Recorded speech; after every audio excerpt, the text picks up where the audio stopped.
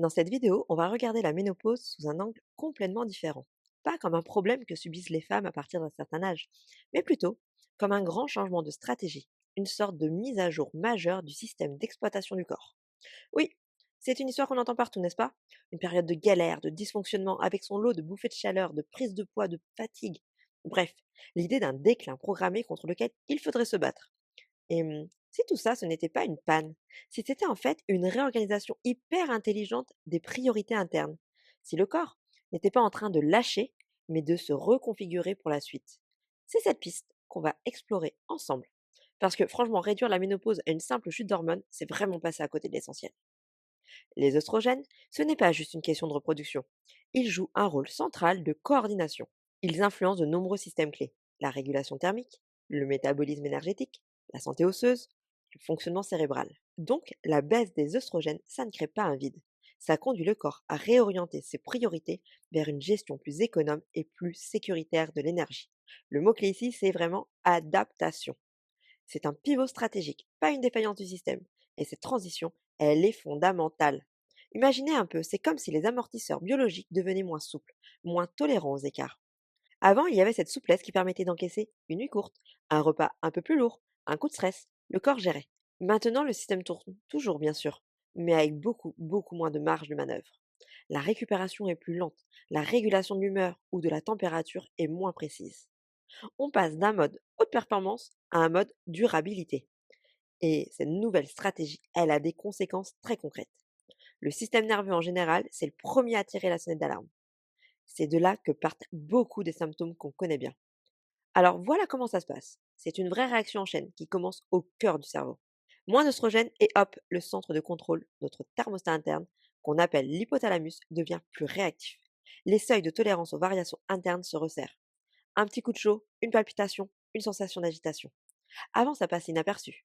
Maintenant, le cerveau l'entend en mode méga bruyant et déclenche l'alarme. Et c'est exactement pour ça que le sommeil est si souvent perturbé. Ce n'est pas un hasard.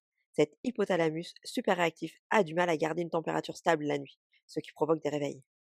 En plus, les signaux hormonaux qui rythment le sommeil sont chamboulés. Et bien sûr, ça a un effet domino sur tout le reste. L'humeur le lendemain, le niveau d'énergie, et même les fringales avec une envie de sucre pour compenser la fatigue. Mais attention, ça ne s'arrête pas au système nerveux.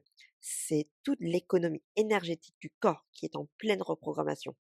On ne parle pas juste de calories là, mais d'une refonte complète de la gestion des ressources. C'est une nouvelle politique budgétaire interne. Alors, les nouvelles règles du jeu sont claires. D'un, la sensibilité à l'insuline tend à diminuer, ce qui modifie la façon dont le glucose est utilisé par les muscles. De deux, pour assurer les fonctions vitales, le corps envoie en priorité le sucre disponible au cerveau pour rester alerte. Et de trois, il stocke les graisses différemment, surtout au niveau du ventre. Et ça, ce n'est pas une catastrophe. C'est une adaptation maligne parce que ce tissu adipeux devient un site de production périphérique d'œstrogènes via l'aromatisation, ce qui participe à l'équilibre hormonal global. C'est une nouvelle réserve d'énergie et une source d'hormones d'appoint. Bon, face à ce système, la question c'est comment on accompagne la stratégie du corps? On change complètement de perspective. Le but n'est plus de lutter contre, mais de travailler avec. Et ça passe notamment par une nutrition bien pensée. L'équilibre d'une assiette a donc besoin d'être ajusté.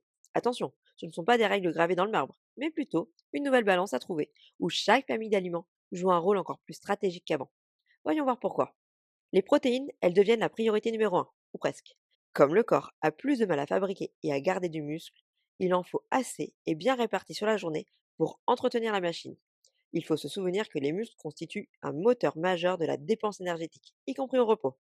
Les garder actifs, c'est la clé pour un métabolisme qui tient la route. Ensuite, les bonnes graisses. Et là, il faut vraiment tendre le goût à une idée reçue. Le gras, ce n'est pas l'ennemi, loin de là. Les bons lipides, comme les oméga 3, sont des matériaux de construction indispensables.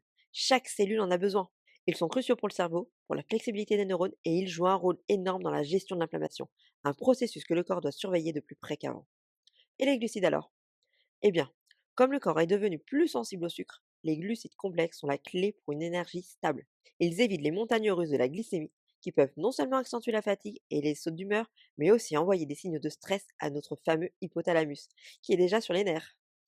Une glycémie plus stable favorise une régulation nerveuse plus apaisée. Et puis, il y a aussi les micronutriments, il ne faut surtout pas oublier. Ce sont un peu les travailleurs de l'ombre. Ils sont stratégiques. On pense bien sûr au duo calcium et vitamine D, pour la solidité des os, mais aussi au magnésium et aux vitamines B, qui sont absolument centraux pour produire de l'énergie et assurer que les messages nerveux passent bien. Tous ces changements, qu'ils soient nerveux, métaboliques ou nutritionnels, ils convergent tous vers un seul et même objectif pour le corps. Sa logique interne a complètement changé de cap. Et voilà, on arrive au cœur du sujet. C'est peut-être la phrase la plus importante à retenir de tout ça. Le système se recalibre pour la durabilité, pour la préservation. Il ne cherche plus la performance à tout prix. Et ça explique très concrètement pourquoi perdre du poids devient plus lent et pourquoi l'équilibre entre sommeil, stress et activité physique n'est plus une option mais une nécessité absolue pour que tout fonctionne bien. Comprendre ce changement stratégique, ça ouvre une perspective complètement nouvelle. Ça permet d'interpréter les signaux du corps différemment. On passe d'une logique où l'on se bat contre des symptômes à une collaboration avec une nouvelle physiologie. La question n'est plus comment forcer le corps à revenir en arrière, mais plutôt comment apprendre à naviguer avec ces nouvelles règles du jeu, avec un peu plus de curiosité et surtout plus de bienveillance.